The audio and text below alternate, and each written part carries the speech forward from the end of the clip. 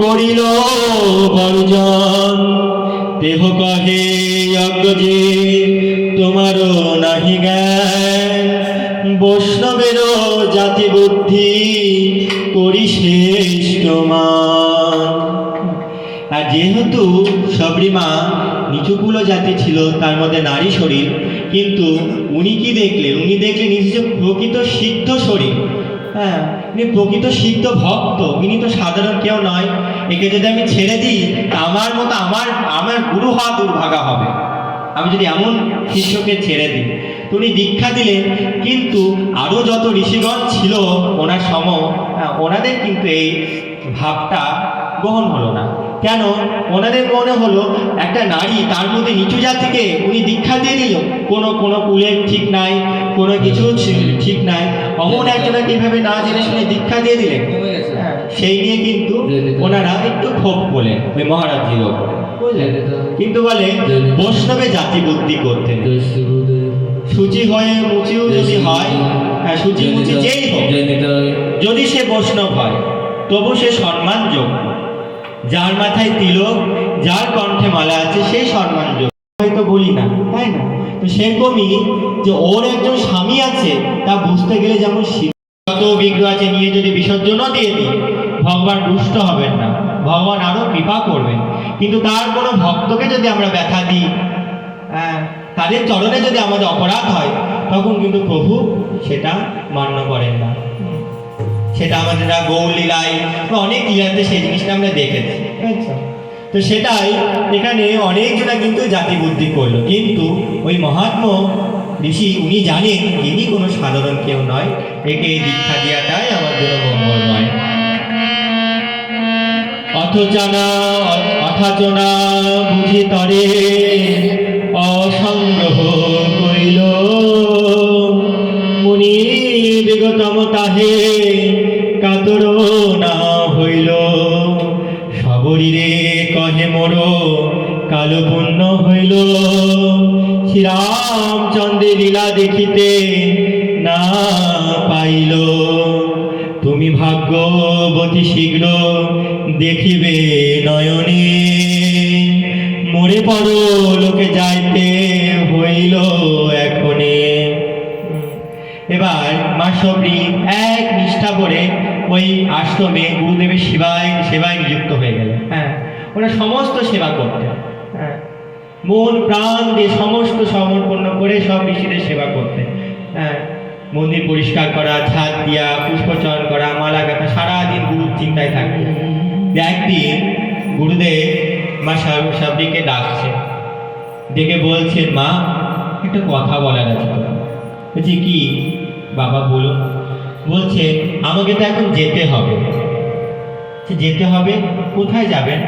বলছে, আমার তো ডাক এসছে, আমাকে তো ধামে ফিরে যেতে হবে। তখন মা শবরী কাতর হয়ে পড়ল। যেমন প্রাণটা দেহ থেকে বেরিয়ে গেলে যে যন্ত্রণাটা হয়, সে সময় মা শবরীর হৃদয়ে কিন্তু সে একই পীড়া, একই যন্ত্রণা। কারণ কি, সবাই যখন মা শবরীকে দূর করে দিয়েছিল, তখন কিন্তু ওই একমাত্র গুরুদেব তাকে কৃপা করে তুলে নিয়েছিলেন। আর ওই গুরুদেবের আশ্রয়ে কিন্তু মা শবরী ছিলেন। গুরুদেব বলছেন যে আমি তো ধামে চলে যাব মা। তো মা শবরী বলছেন যে প্রভু, বাবা আপনি যাবেন, যান, আপত্তি নেই, কিন্তু আমাকেও নিয়ে যান, আমি এখানে থাকবো না। আপনি ছাড়া যে অন্য কেউ আমার এখানে আছে তা তো আমি জানি না। আপনার কৃপায় আমি প্রভুকে চিনতে শিখেছি, আপনার কৃপায় আমি গোবিন্দকে জানতে শিখেছি। এখন যদি আপনি বলেন যে প্রভু, যে মা তুই থাক, আমি চলে যাই, এই পীড়া কি করে সহ্য করব? তখন মুনি বলছে, ঋষি, যে তুই চিন্তা করিস না, ভগবান স্বয়ং তোর কাছে আসবে। দেখ, আমাকে তো নিতে রথ আসছে, আমি তো রথে করে যাব, পার্শ্বদগণ আমাকে এসে নিয়ে যাচ্ছে, কিন্তু তোকে নিতে জানিস, তোকে নিতে স্বয়ং ভগবান আসবে, ভগবান এখানে আসবে তোকে নিতে। এই যে গুরু কৃপা, গুরু সেবার ফল। আমরা বলি না যে বৈষ্ণব সেবায়, গুরু সেবায় কি লাভ হয়, বৈষ্ণব সেবা করলে কি হয়, এই হয়। বৈষ্ণবের যখন সেবা করি, গুরু সেবা করি, তখন গুরু হৃদয় থেকে নিজের সমস্ত কিছু দিয়ে দেয়। বৈষ্ণব নিজের কৃপা সমস্ত কিছু তাকে দান করে, আর বলে ভগবানকে যে আমার সমস্ত কিছু তাকে দিই, তুমি আমায় নাও, না নাও, তুমি তাকে নাও, তুমি তাকে কৃপা করো। এই জন্য গুরু বৈষ্ণব সেবার ফল হচ্ছে কৃষ্ণ প্রাপ্তি, যেটা মা সবারই পেল। তো গুরুদেব তো চলে গেলেন ধামে, আর মা সবারীকে বলে গেলেন যে শ্রী ভগবান রামচন্দ্র আসবে, উনি আসবে, যে তারপর তুমি তোমার ধামে ফিরে যাবে। এটা মা সবারীকে বলে গেলেন। রামচন্দ্রের আগমন আদ্যবান্ত লীলা উপদেশ দিয়া মুনি। ভগবান আসবে, কিন্তু গুরুদেব তো বলেননি কবে আসবে, এটা তো বলেনি, তাহলে আমি কি করবে? তখন মা সবারই চিন্তা করছে যে গুরুদেব তো আমাকে একবারও বললেন না কবে আসবে, যদি এমন হয় আজকেই আসে তখন, তাহলে তো আমাকে প্রস্তুতি নিতে হবে, ভগবান আসবে, দেশে কথা তো নয়, তাহলে ভগবান আসলে তো আমাকে সে আয়োজন তো করে রাখতে হবে, তাই না?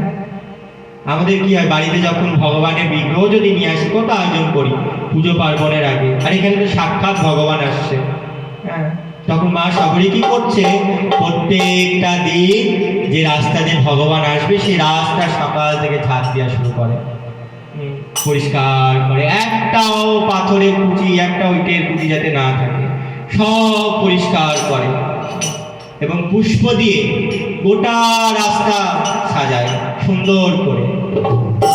আর একটা বিশেষ কথা, এটা অনেক জায়গায় ভুল ব্যাখ্যা করা আছে, যেটা ভক্তমালে সেই বিষয়ে লেখা নেই, যে বলে ঝুটা ফল মা সবই খেতেন আর সেটা রাখতেন ভগবান আসবে বলে। তো ব্যাপারটা, মা যখন যেতেন গাছে গিয়ে ফল নিতেন, এবার এই গাছের ফল মিষ্টি কিনা সেটা বুঝবে কি করে? উনি তো বনে থাকতেন, এক দুটো তো গাছ ছিল না, প্রচুর গাছ। তবে এই ফলটা যে মিষ্টি সেটা বুঝবে কি করে? তো ওই গাছের ফলটা নিয়ে খেতেন, খেয়ে দেখতেন এই গাছের ফলটা মিষ্টি কিনা, তো মিষ্টি যদি হতো তাহলে ওই গাছ থেকে ফল পেড়ে আনতেন। এবার কি করি আমরা, যখন একটা জিনিস খাই তখন আমাদের হাতটাও এটা হয়, মুখটাও এটা হয়, তাই না? মা তো আর বনে সবসময় জল নিয়ে ঘুরতেন না, উনি খেতেন, দেখতেন যখন মিষ্টি তখন ওই গাছ থেকে যাবতীয় ফল পেড়ে নিয়ে আসতেন।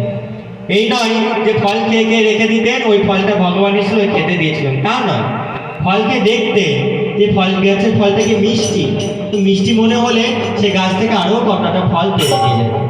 এই করে কিন্তু মা সবারই প্রত্যেকটা দিন অপেক্ষা করতো ভগবানের, যে প্রভু কোনো না কোনো দিন আসবে, ঠিক আসবে। ওনার কিন্তু বিশ্বাসের কোনো দিন অভাব হয়।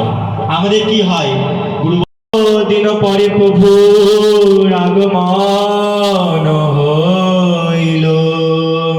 জয় জয় শ্রী রামচন্দ্র ভগবান কি। দয়াময় সাগর রাম বনে প্রবেশিয়া, প্রথমে ডাকে মোর সবরি বলিয়া। আচ্ছা, এর আগে একটা বিষয় হয়েছিল, সেটা হয়ে গেল বলতে গিয়ে, যে যখন গুরুদেব চলে যান, তখন মা সবরি গুরুদেবের বিরহে খুব দুঃখে থাকতেন। উনি আশ্রমের বাইরে কুটির বানিয়ে থাকতেন সে সময়।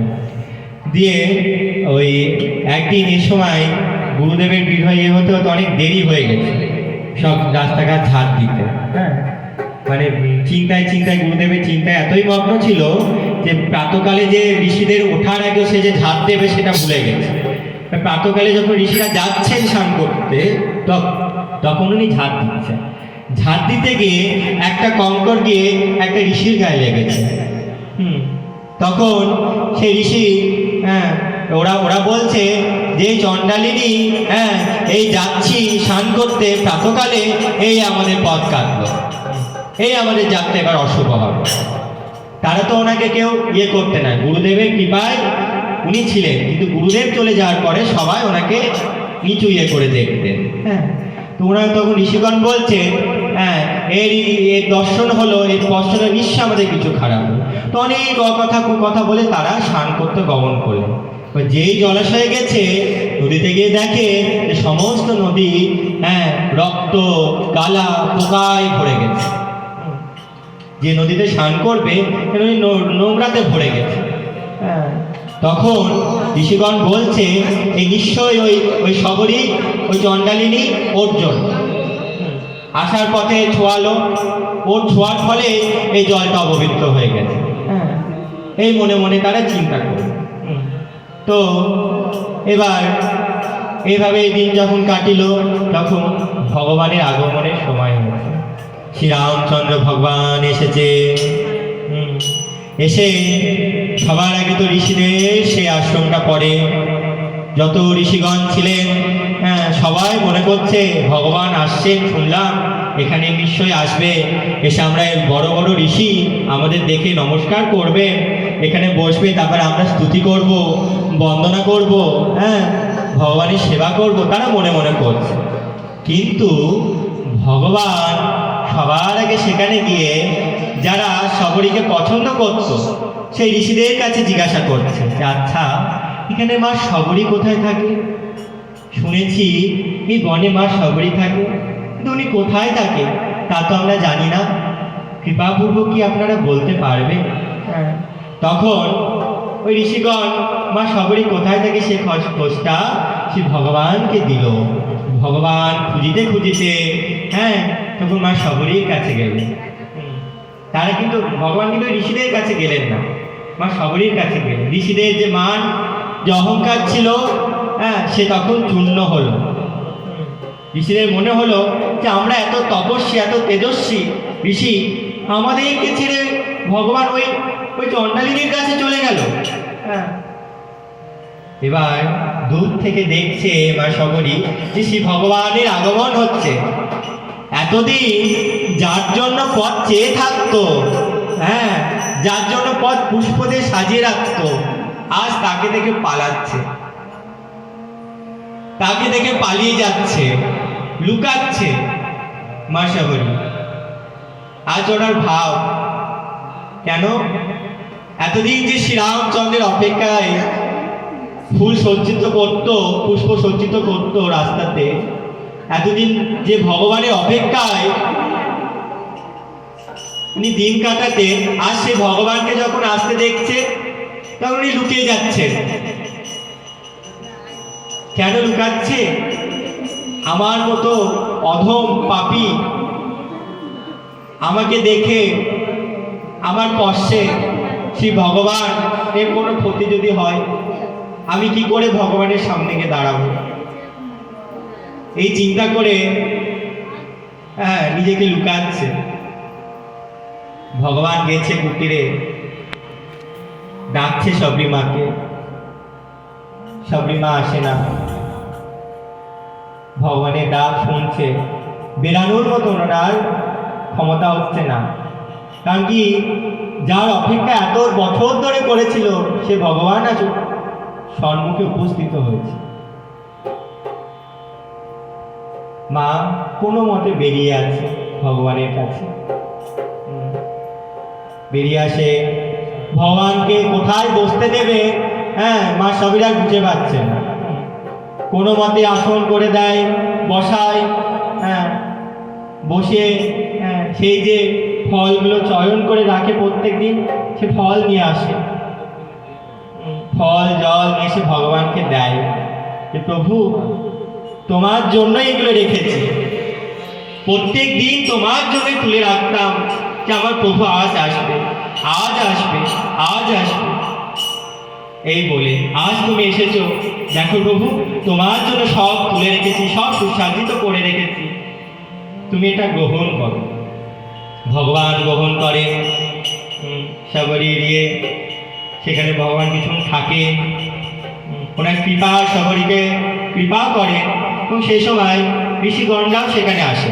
যে ঋষিগণরা মা শবরীকে দেখে ধিক্কার করত, যে ঋষিগণ মা শবরীকে একদম সহ্য করতো না, এ কি জানে কি আছে এর মধ্যে? হ্যাঁ, নিচুকুল জাত, কোনো তপস্যা নাই, কোনো জাতের ঠিক নাই, হ্যাঁ, কোনো মন্ত্র জানে না, কোনো তন্ত্র জানে না। যাকে দেখে মনে করতো সে সবরীর কাছে ভগবান এসেছে, যে মন্ত্র বেদবান ঋষিরা ছিল তাদেরকে ত্যাগ করে ভগবান বুঝালো যে মন্ত্র তন্ত্র জ্ঞানী হয়ে গেলে যে তুমি আমায় পাবে তা নয়।